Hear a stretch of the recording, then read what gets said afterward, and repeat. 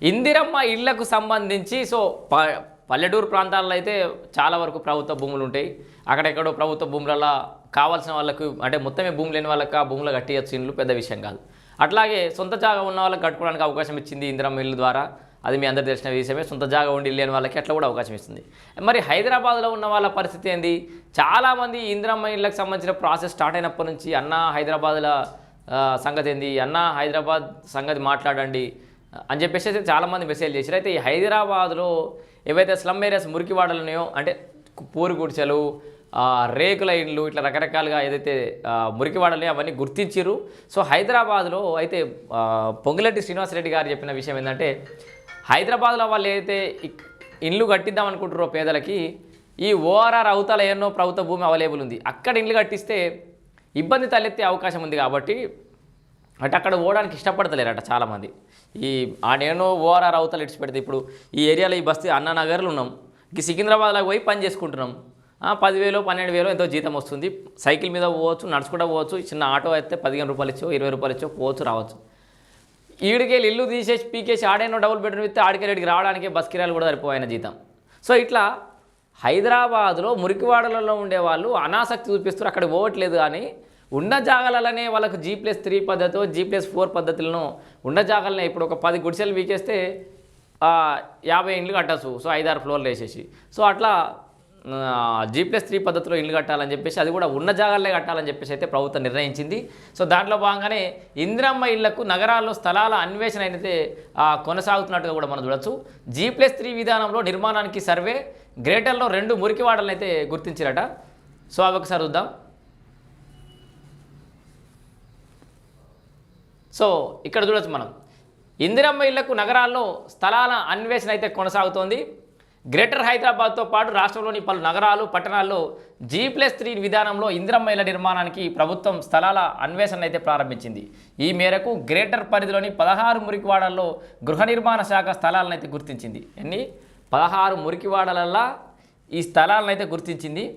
వీటిలో ఐఎస్ సదన్ సమీపంలోని సరళాదేవి నగర్, హైదరాబాద్లో ఉన్న వాళ్ళు చూడరు ఒకసారి, ఐఎస్ సదన్లోని సరళాదేవి నగర్, అట్లాగే దిల్సుఖ్ నగర్లోని పిల్లి గుడిసే ప్రాంతాల్లో G+3 నిర్మాణాలకు ఎలాంటి సమస్యలు లేవని గుర్తించింది.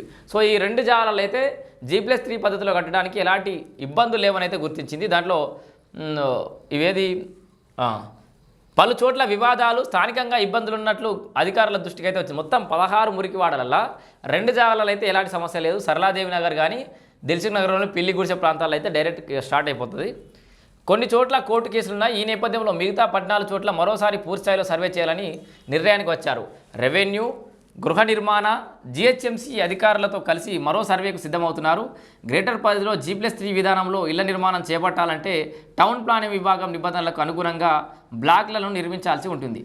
అందుకు తగిన విధంగా ఈ స్థలాలు ఉన్నాయా అనేది కూడా అధికారులు అయితే పరిశీలించాలి. సో మొత్తానికి 16 మురికివాడలలో 2 జాగాలలో ఎలాంటి సమస్యలు లేవు. అక్కడ మొదలుగా పోతాయి. మిగతా 14 వాటి జాగాలలో మళ్ళీ సర్వే నిర్వహిస్తారట. కనీసం 500 గజాల స్థలం అవసరం, అంతే కదా. మినిమం ఏదైనా ఇల్లు కట్టాలి G+3 పద్ధతులు అంటే మినిమం 500 గజాల స్థలం అయితే అవసరం. మురికివాడల్లో ఒక్కో బ్లాక్ నిర్మాణానికి కనీసం 500 గజాల స్థలం అవసరమని గృహ నిర్మాణ శాఖ భావిస్తోంది. ఇందులో రోడ్డు, డ్రైనేజీ వంటి వాటికి 150 గజాల స్థలం కేటాయించాలి. ఒక్కో బ్లాక్లో 16 ఇందిరమ్మ ఇండ్లు అయితే ఉంటాయి. ఒక్క బ్లాక్లో 16 ఇట్లట 500 గజాలలో ఒక బ్లాక్ కడతారు. ఆ ఒక్క బ్లాక్లో 16 ఇందిరమ్మ ఇండ్లు ఉంటాయి. సో ఆ 16 GHMC పరిధిలో ఒక్కో నియోజకవర్గానికి 3,500 చొప్పున మొత్తం 84,000 ఇండ్లను కేటాయించాలన్నది లక్ష్యం. ఎంత? GHMC పరిధిలో కూడా ఒక్కొక్క నియోజకవర్గానికి 3,500. సో మొత్తం 84,000 ఇళ్లను కేటాయించాలన్నది లక్ష్యం. ఇప్పటికే గుర్తించిన మురికివాడల్లో పరిమితంగానే స్థలాలు ఉండడంతో మరోసారి గ్రేటర్ పరిధిలోని మిగతా ప్రభుత్వ మురికివాడ స్థలాలపై సర్వేని అయితే చేపట్టున్నారు. ఇక చూడుర్రి ఎన్ని రోజులు గదే చాలని ఇళ్ళలు ఉంటా అంటే ఇబ్బంది అవుతుంది.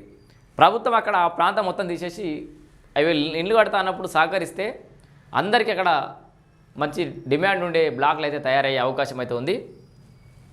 ఇప్పటికే గుర్తించిన మురికివాడల్లో పరిమితంగానే స్థలాలు ఉండడంతో మరోసారి గ్రేటర్ పరిధిలోని మిగతా ప్రభుత్వ మురికివాడల స్థలాలపై సర్వే చేపట్టినారు. అనంతరం గ్రేటర్ పరిధిలోని మొత్తం ఎన్ని ప్రాంతాలలో G+3 బ్లాకులు నిర్మించాలి, మొత్తం ఎన్ని ప్లాట్లు అందుబాటులోకి వస్తాయి, అనే విషయంపై గృహ నిర్మాణ శాఖ నిర్ణయం అయితే తీసుకోనుంది. ఇక జిల్లాల నుంచి ప్రతిపాదనలు. సో జిల్లాల నుంచి కూడా ఏం ప్రతిపాదనలు వస్తున్నాయట?